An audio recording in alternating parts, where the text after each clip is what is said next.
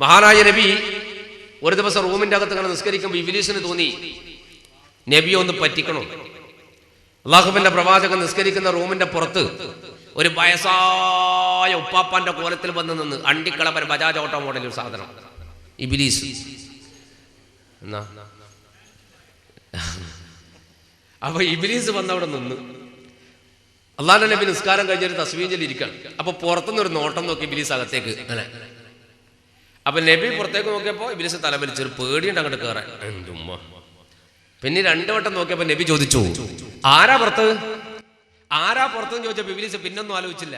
മുബരങ്ങോട്ട് ചാടി കയറിയിട്ട് പറഞ്ഞു, അസ്സലാമു അലൈക്കും. അന്തിക്കൊരു നാളിലെത്തിയൊരു വ്യക്തി ചൊല്ലി സലാമാലേ നബിയിൽ അന്തസ് പൊന്തുന്നവന്റെ മൊഴി കേട്ട് നിന്നു തരിച്ചാലേ.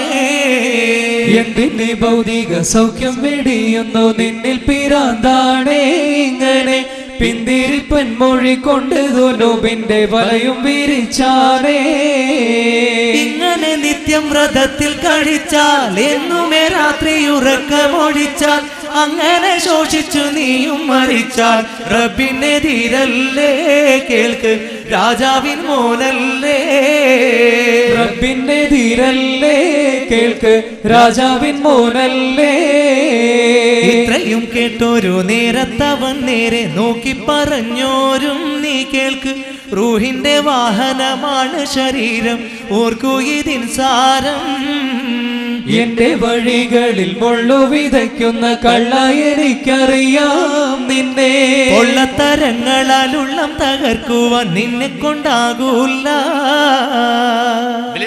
ചാടി കയറിയിട്ട് സലാം വെച്ച് കാച്ചി കൊടുത്തു നബിക്ക്. എന്നിട്ട് അള്ളാഹുവിന്റെ നബിയോട് ചോദ്യം, അല്ലയ്യൂബേ ഇതെന്തൊരു നിസ്കാര, ഇങ്ങനെ ഉണ്ടാ മനുഷ്യന്മാര് നിസ്കരിക്കല്? നബി വെച്ചെന്തേ? വേറെ ഉറക്കൊഴിഞ്ഞ് നോമ്പും നോക്കി നിസ്കരിച്ച് തീർത്താൽ, ഭക്ഷണം വളരെ കുറച്ച് കഴിച്ചാൽ നിന്റെ ശരീരത്തെ നീയായിട്ട് പീഡിപ്പിക്കലല്ലേ? ശരീരത്തെ പീഡിപ്പിച്ചാൽ അള്ളാഹിനോട് നീ മറുപടി പറയേണ്ടി വരൂലേ? പീഡനം എന്ന വാക്ക് അറിയാത്താരുമില്ല. പത്രം കണ്ടാൽ തന്നെ, ഇപ്പൊ പത്രം തന്നെ പീഡിപ്പിച്ച പോലത്തിലെ വരുന്നത്. ഈ രണ്ട് വാക്ക് ഇപ്പൊ എല്ലാ പത്രത്തിലും പീഡനവും തീവ്രവാദവും വായിക്കാനറിയാത്ത ഉപ്പാപ്പ വരെ വായിക്കും പരപരവാദവും. ആ രൂപത്തിലാണ് പത്രം. ഈ 2 വാക്കില്ലാത്ത പത്രം മലയാളത്തിൽ ഇറങ്ങുന്നില്ല. പരതലാന്ന് ഓരോ മനുഷ്യന്മാർ നേരം പോലത്തെ ഏടിയാ പീഡനം നടന്നു പരുതി പിടിക്കാൻ. പരതേണ്ട ആവശ്യമില്ല, പത്രം നിറച്ച തന്നെ ഉള്ളൂ. അള്ളാഹു രക്ഷപ്പെടുത്തി തരുമാറാകട്ടെ ഈ ഉമ്മത്തിനെ, ഈ സമൂഹത്തെ. അപ്പോ ശരീരത്തെ പീഡിപ്പിക്കുക എന്ന് പറഞ്ഞാൽ അതുകൊണ്ടാണ് ആത്മഹത്യ മഹാപാപമാകുന്നത്. അള്ളാഹു നമ്മെ കുടുംബത്തെ രക്ഷപ്പെടുത്തി തരുമാറാകട്ടെ. അപ്പൊ ഈ ശരീരത്തെ നിങ്ങളായിട്ട് പീഡിപ്പിച്ചാൽ, ഭക്ഷണമൊക്കെ കഴിക്കാണ്ട് ശരീരം ഇങ്ങനെ മെലിഞ്ഞ് അലാക്കായി പോയാൽ അള്ളാഹുവിനോട് നിങ്ങൾ മറുപടി പറയേണ്ടി വരൂലേ? അപ്പൊ അള്ളാഹുവിന്റെ നബി പറഞ്ഞു, വല്ല മനുഷ്യ സഹോദര, ശരീരം എന്തിനങ്ങനെ വണ്ണം വെപ്പിക്കണത്? അത് നാളെ ഖബറിന്റെ ആഴികളിൽ പുഴുക്കൾക്ക് തിന്നാനുള്ള വസ്തുവല്ലേ?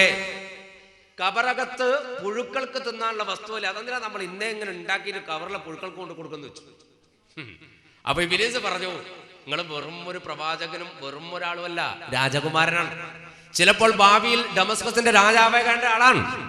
അതുകൊണ്ട് നിസ്കാരം ഇടക്കിടക്ക് ഒഴിവാക്കണം, നോമ്പെല്ലാം ഇടക്കിടക്ക് നിർത്തണം, നല്ലോണം തിന്നണം, കുറച്ചുറങ്ങണം.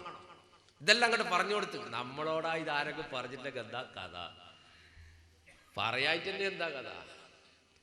ഇതങ്ങ് പറഞ്ഞപ്പോ അല്ലാഹുവിന്റെ നബി ഇബ്ലീസിനെ ഇങ്ങനെ നോക്കിയിട്ട് പറഞ്ഞു, എന്റെ സത്യത്തിന്റെ വഴിയിൽ മുള്ളു കൊണ്ടിടാൻ വന്ന പെരും കള്ള, എനിക്ക് നിന്നെ അറിയടാ, നീ ഇബ്ലീസല്ലേ എന്ന് പറഞ്ഞപ്പോ ഇബ്ലീസ് ഇറങ്ങി ഒരൊറ്റ പോട്ട.